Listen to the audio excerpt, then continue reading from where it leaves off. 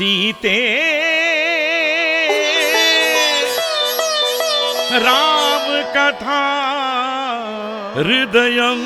सीता, तुम जब से हमें मिली हो तब से तुम्हारी इन हाथों को मैं देखती आ रही हूँ, परंतु तुम्हारी इन हाथों की शक्ति क्या है ये मैं अभी तक नहीं जान पाई। आपने मेरे हाथों में ऐसी कौन सी शक्ति देखी है माताश्री? उस महान शिव धनुष को उठाकर बलपूर्वक बाण प्रयोग करने की शक्ति तुम्हारी इन कोमल हाथों में है, ये बात मुझे अभी पता चली। सीते, ये तुमसे कैसे संभव हो पाया? माताश्री, उर्मिला को बहुत ऊंची शाख से पुष्प निकालने में कष्ट हो रहा था। उसे वो पुष्प हर हाल में प्राप्त हो, मैंने ये दृढ़ संकल्प किया। शिव धनुष को अपने हाथों में लेकर मैंने बाण का प्रयोग किया, और उसमें ऐसी कौन सी विशेष शक्ति है ये तो मुझे आप ही बता सकती हैं। किंतु हम ये सोच रहे हैं, तुम जिनके पास इतनी अप्रतिम शक्ति है उसे उससे भी बढ़कर शक्तिशाली पुरुषोत्तम को खोजकर उसका विवाह कैसे करेंगे? इसीलिए तुम्हारे पिताजी और हमने तुम्हारे लिए एक स्वयंवर का आयोजन करके उसके अनुसार कोई योग्य है ये जानकर ऐसे उत्तम पुरुष से तुम्हारा विवाह करने का निर्णय किया है। सीता, क्या माताश्री? स्वयंवर के माध्यम से तुम्हारे पति का चुनाव करने का जो निर्णय है उसे संतुष्ट हो?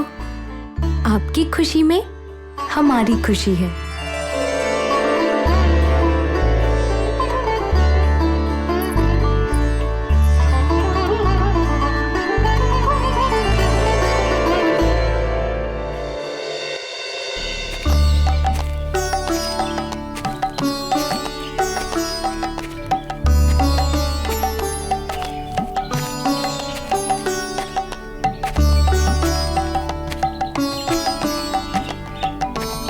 भ्राता, तनिक वहां देखिए, वहां कोई पुराना आश्रम प्रतीत होता है, परंतु ऐसा लग रहा है जैसे वहां कोई रहता ना हो।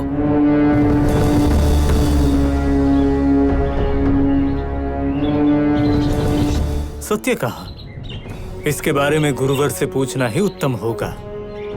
गुरुवर, वहां पर किसी का पुण्य आश्रम दिखाई दे रहा है, किंतु वो स्थान बियाबान है। ठीक कहा रामचंद्र।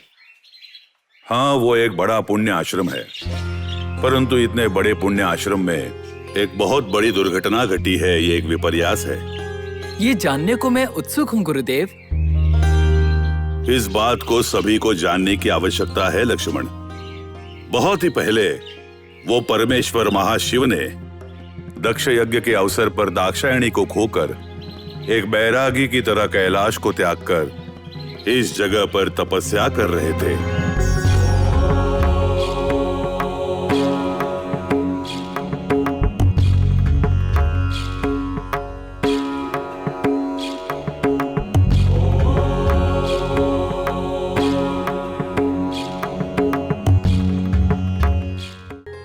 उस परमेश्वर के दीर्घ तपस्या से सृष्टि की परिस्थिति, लय, चक्र सब तहस नहस होने लगा। सभी देवतागण ब्रह्मा विष्णु के पास पहुंच गए। लोक कल्याण के लिए शिव को फिर से संसारी बनाने का निर्णय लिया गया। और बस उसी समय हिमवंत की पुत्री पार्वती का जन्म हुआ।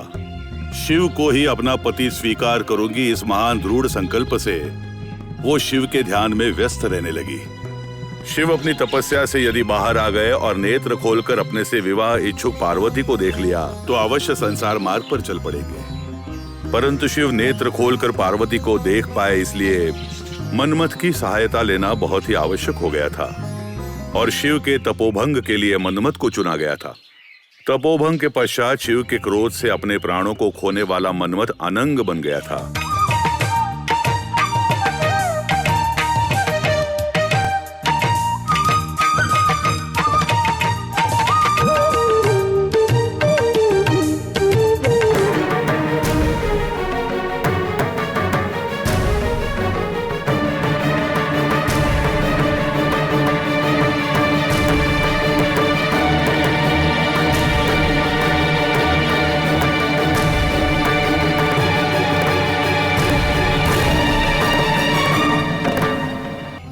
इसीलिए इस जगह का नाम अंग देश से प्रचलित हुआ। आगे अंग देश के नाम पर ख्याति प्राप्त कर ली। गुरुवर, उस परमेश्वर की विरक्ति और उस मनमत को जीतने की उसकी शक्ति के बारे में बताकर आपने हमें धन्य कर दिया है। हर कोई मनमत के सामने पराजित हो जाता है, परंतु महेश उस मनमत को जलाकर महेश्वर बन गए। लक्ष्मण, सदैव ये बात ध्यान रहे, कार्य ही अमूल्य है। यदि कार्य पर विजय प्राप्त कर लिया तो सब कुछ प्राप्त कर सकते हैं। आओ।